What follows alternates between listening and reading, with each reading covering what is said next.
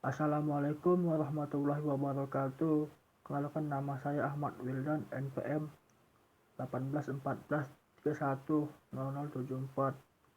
Saya akan mempresentasikan hasil UTS saya yang UTS Studio 4 saya yang berjudul Harvest Building Project Apartemen 10 lantai. Deskripsi proyek.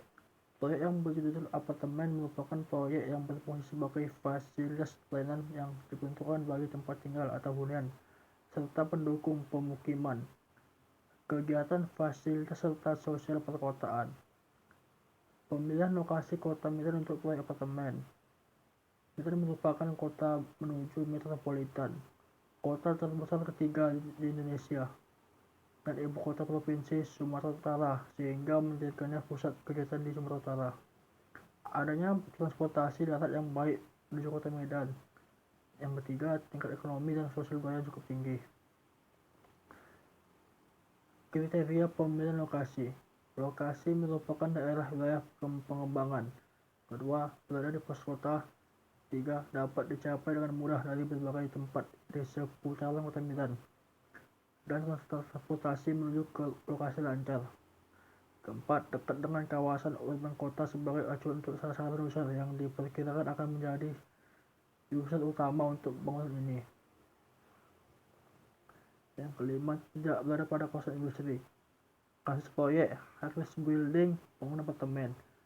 Kasus proyek fiktif, pemilik proyek pengusaha muda. Analisis pengelolaan pemilihan lokasi. WPPD, pusat bisnis, pusat pemerintahan, perumahan, dan kota pusat pendidikan. WPPE, kawasan permukiman, perdagangan, rekreasi, sarana pendidikan, dan kesehatan. WPPA merupakan kawasan pelabuhan, industri, pergudangan, dan permukiman. WPPB merupakan kawasan perkantoran dan perdagangan. WPPC merupakan kawasan pemukiman, pendidikan, rekreasi, dan perdagangan.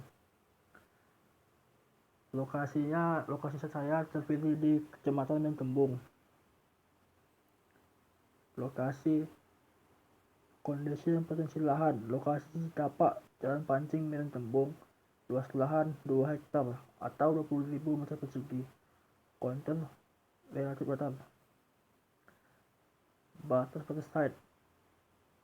Sebelah barat berbatasan dengan lahan kosong yang dibatasi tembok. Sebelah selatan berbatasan dengan Komplek Mutiara Palace Medan.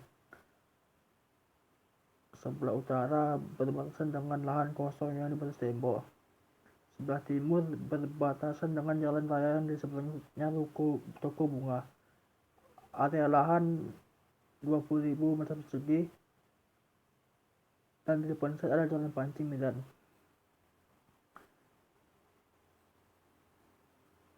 Terpilihlah ketentuan bangunan. Zona rumah susun pemerintahan dan apartemen rumah swasta. Keterangan untuk bangunan lebih 5 lantai sempadan samping belakang.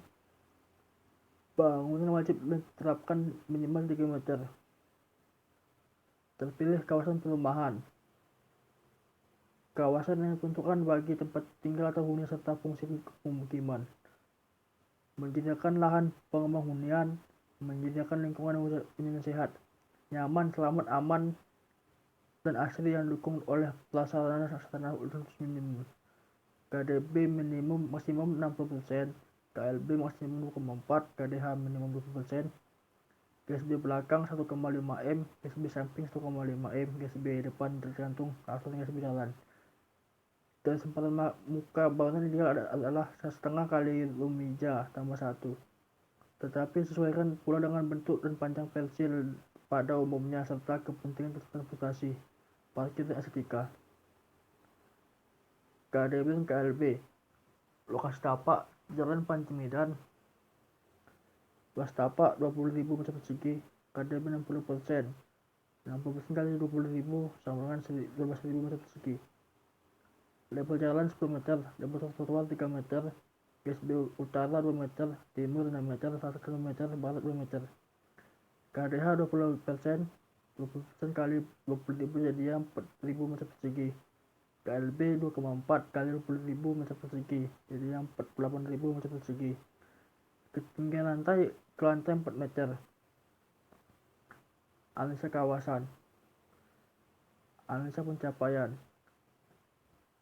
Keempat, jalur pencapaian utama pada menuju site merupakan jalur sirkulasi dua arah sehingga kepadatan perjalanan tidak terlalu tinggi. Pencapaian ke lokasi site cukup mudah karena di sekitar jalan banyak jalur kendaraan umum maupun pribadi. Dengan adanya jalan utama yang cukup lebar sehingga memudahkan pencapaian bangunan.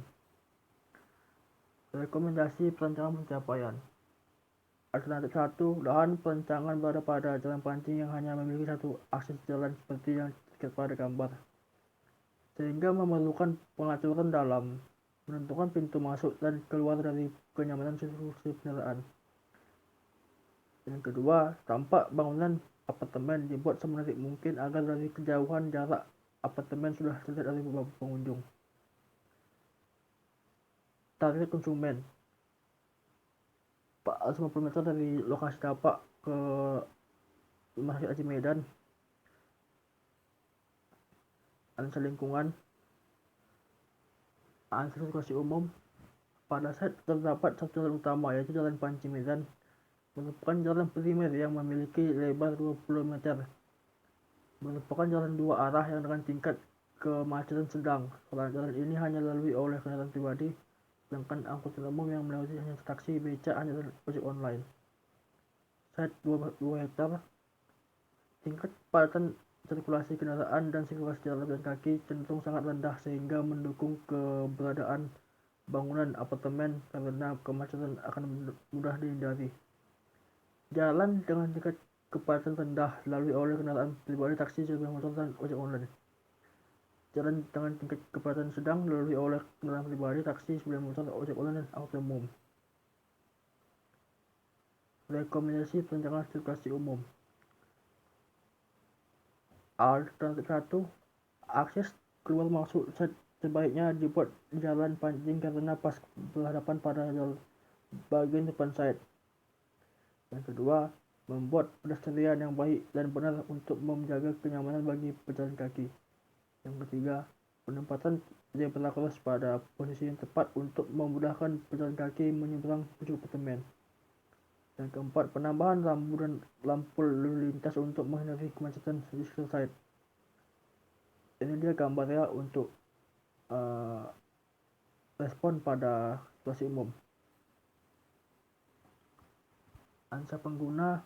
Secara garis besar, pengguna bangunan apartemen disebut dibagi menjadi 6 macam, yaitu penghuni apartemen, pengunjung apartemen, penyewa pusat perbelanjaan, pengelola bangunan, pemasaran, pegawai. Sosial budaya masyarakat. Area site bersih dan tidak ada sampah, hanya saja sedikit bising karena di pinggir jalan.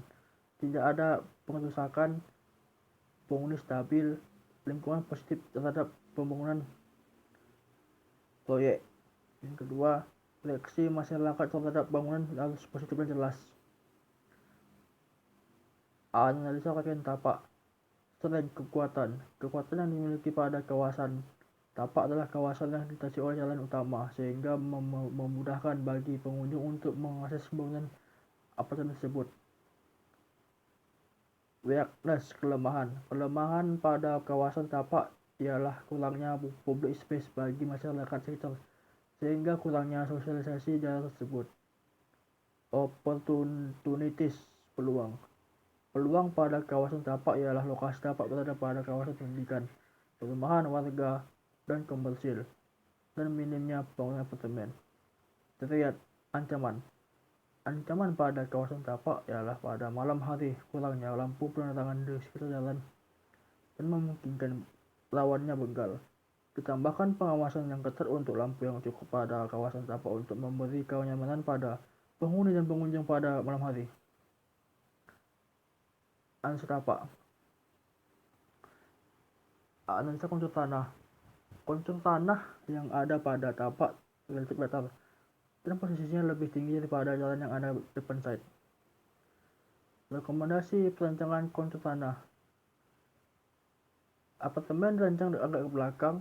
Yang kedua, bagian depan dibuat sebagian parkir kendaraan dan penghijauan. Drainase pada ruang luar dialirkan mengikuti kemiringan counter site. Analisa kebisingan. Kebisingan pada site cukup tinggi yang ada pada persimpangan Jalan Pancing, Jalan William Skantor, karena pada titik ini merupakan pertemuan dua jalan yang banyak lalu kendaraan. Kebisingan yang muncul disebabkan karena suara kendaraan yang menganjuri di persimpangan tidak terlihat karena di persimpangan jalan tersebut tidak dapat lampu merah.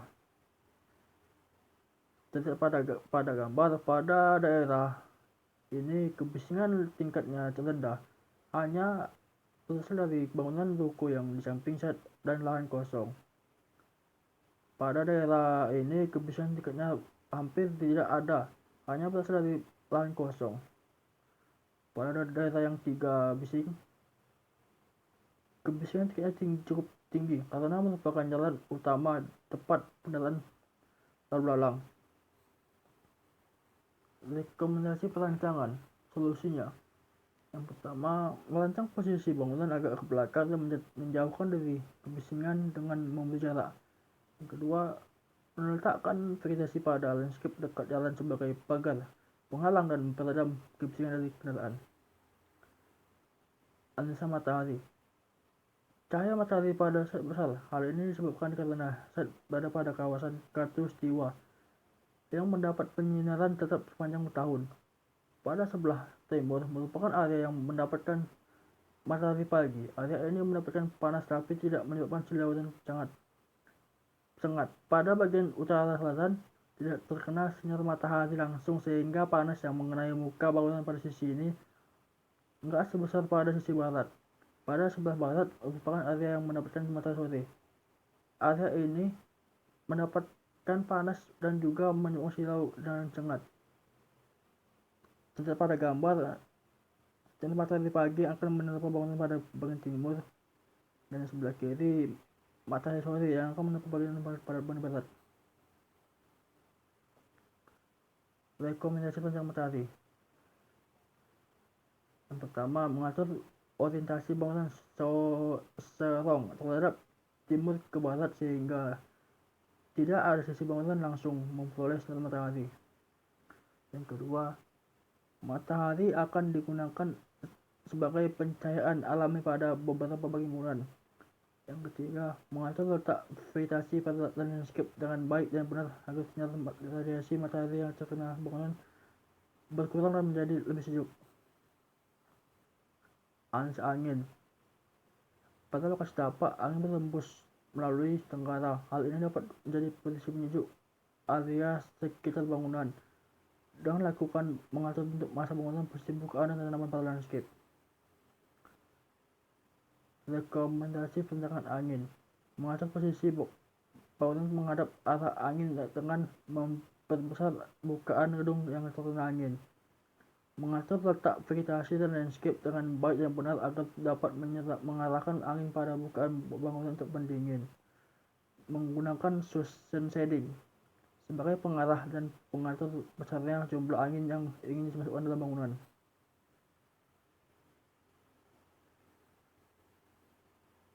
Analisa view dalam site.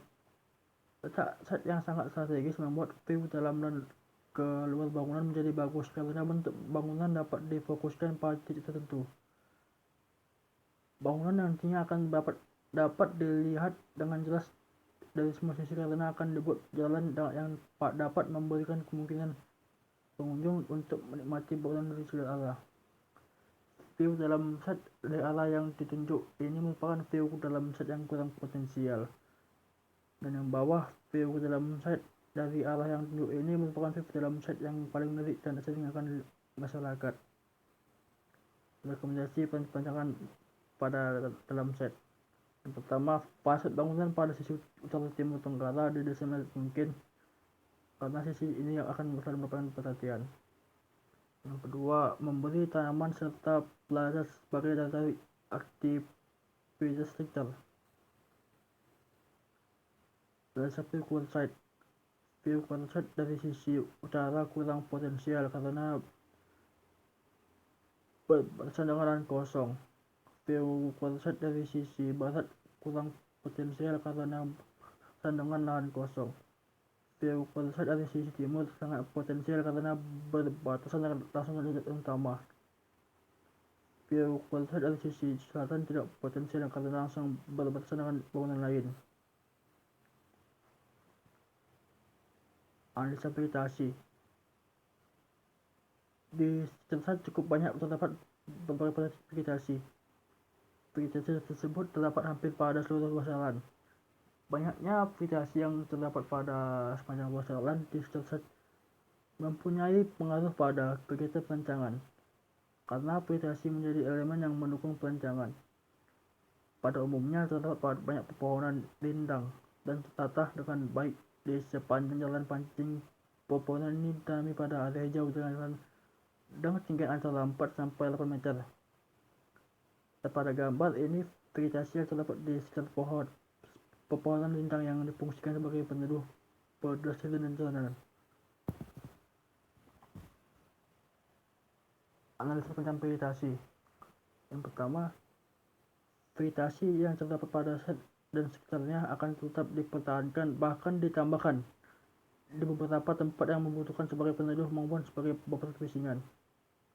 Yang kedua, vegetasi yang intens di sekitar bangunan juga dimaksudkan untuk meminimalisir efek penggunaan kaca yang dominan pada bangunan.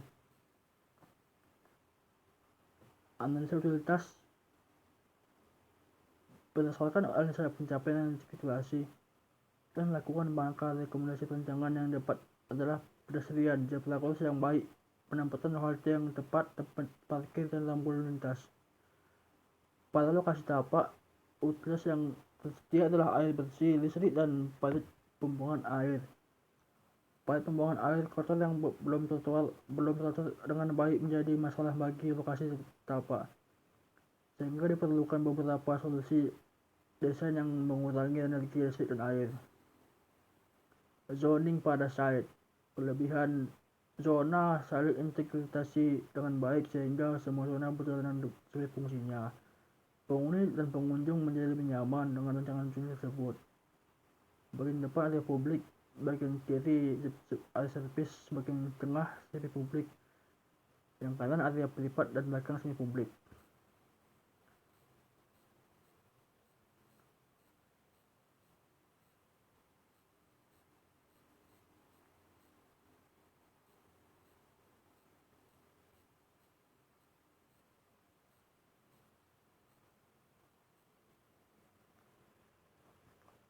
Konsep tema pada bangunan adalah sektor hijau. Konsep tema pada bangunan ini adalah sektor hijau yang memungkinkan bangunan memperkecil konsumsi energi yang digunakan. Hal itu dapat tercapai dengan menetapkan beberapa konsep ataupun solusi desain. Menggunakan tumbuhan dan air sebagai pengatur iklim, misalnya dengan membuat area hijau di antara unit-unit apartemen guna menurunkan suhu termal di dalam bangunan, dan area komunal sebagai tempat bersantai dan bercengkrama di tepi bangunan yang menghadap matahari guna menghalau radiasi matahari yang dari unit apartemen. Yang kedua, memanfaatkan energi matahari yang terpencar dalam bentuk energi termal sebagai sumber listrik dengan menggunakan model panel surya yang diletakkan di atas atap. Dengan atap dibuat miring dari atas ke bawah menuju dinding timur barat atau selalu dengan arah perbedaan matahari untuk mendapatkan sinar matahari yang maksimal. Memberikan bukaan berupa void antar lantai yang memberikan kesempatan untuk udara bersirkulasi dalam bangunan. Dengan adanya bantuan ruang komunal dan area hijau, maka kesempatan untuk terjadi cross ventilation semakin besar sehingga menyerap udara dari bangunan. Yang keempat, menutup void atau atap berupa penutup atap berbahan polikarbonat yang memungkinkan cahaya untuk masuk ke celah bangunan sehingga mengurangi konsumsi listrik di siang hari. Bahan polikarbonat meredam panas tanpa mengurangi cahaya yang masuk. Tembus cahaya benang seperti kaca, mudah pemasangan dan tahan terhadap perubahan suhu dari 20% minus 20 derajat Celcius sampai 120 derajat Celcius. Konsep timah tradisional adalah studi Toba. Filsafat hidup. Masyarakat Batak Toba adalah masyarakat yang hidup berkelompok. Hubungan berkeluargaan ini berdasarkan ikatan kekeluargaan erat. Hubungan kekeluargaan ini berdasarkan yang disebut Dahlihan Natolu. Suatu kelompok masyarakat dalam satu huta, wilayah tempat tinggal yang memiliki batas tertentu. Hanya dihuni oleh satu keluarga besar, satu marga, dan satu istri, sehingga satu huta biasanya terdapat 6-8 bangunan induk saja. Dalam kehidupan sehari-hari masyarakat bentuk Toba masih dijumpai di pembangunan induk saja. Dalam kehidupan sehari masyarakat Toba dijumpai betulnya tolong menolong yang cukup kental dalam melaksanakan berbagai aktivitas seperti menanam padi, mengharap lahan pertanian, saat mendirikan rumah, dan membangun jalan dan lingkungan tempat mereka tinggal. Filosofi rumah tradisional Open Sopo adalah bangunan multifungsi dengan loteng tertutup dan bagian tengah tanpa dinding. Dapat difungsikan sebagai tempat berkumpul warga, tempat tidur tamu laki-laki atau pemuda yang belum menikah, dan perjumpaan lumbung padi. Jabu Sopo merupakan tempat tinggal permanen untuk warga. Bangunan ini seperti Sopo hanya sudah dilengkapi dengan dinding. Tangga berada di luar dan pintu dinding depan. Bentuk rumah ini disebut sebagai bentuk rumah yang banyak dijumpai di Somerset, Sargen, dan Saleh tahun 1923. Yang ketiga, rumah si Sampuran merupakan tempat tinggal permanen. Pintu berada di dinding depan. Biasanya terdapat loteng dan balkon di bawah atap. Yang keempat, rumah si Tolumbea merupakan tempat tinggal permanen. Tangga berada di bawah kolong dan pintu masuk berupa tingkat lantai. Terdapat loteng dan balkon bawah atap. Simbol kejayaan. Pertama, tunggal Panaluan, yaitu tongkat yang digunakan pada upacara adat. Bendera gajah lompat yang merupakan tanda dalam bentuk wajah manusia raksasa oleh batang kayu yang berfungsi sebagai sarana penolak bela dan roh jahat yang bakal mengganggu penghuni rumah. Yang ketiga, singa rumah Batak berupa ornamen ukiran kayu gorga yang melambangkan kewibawaan, kebenaran, dan keadilan hukum. Yang keempat, Bakara. Yang kelima, Dahlihan Natolu yang berarti tungku 3 kaki. Konsep Dahlihan Natolu adalah bahwa keseluruhan alam semesta merupakan satu kesatuan yang tidak terpisahkan dalam penguasa alam. Tiap bagian alam adalah keseluruhan semesta. Keseluruhan alam semesta ini dinyatakan oleh dalam agama dahulu, yaitu kepercayaan orang Batak terhadap dewa tinggi, mula jadi Nabolon. Alam semesta tersebut mempunyai 3 aspek yang penting, yaitu dunia langit, dunia bumi, dan dunia bawah bumi. Nah, ini gambarnya, gambar rumah Batak Toba dan gambar ornamen Batak Toba. Untuk konsep perancangan gembar masa, yang sebelah kiri gambar setelah pembangunan bentuk maksimalnya sebelum dirombak jadi yang pasti. Yang baru berhubung menjadi konsep gembar masa bangunan pengolahan bentuk antara persegi dan persegi panjang. Untuk konsep vernakular saya buat orang pada jenis apartemen. Terima kasih. Sekian dari saya. Lebih kurang mohon maaf. Assalamualaikum warahmatullahi wabarakatuh.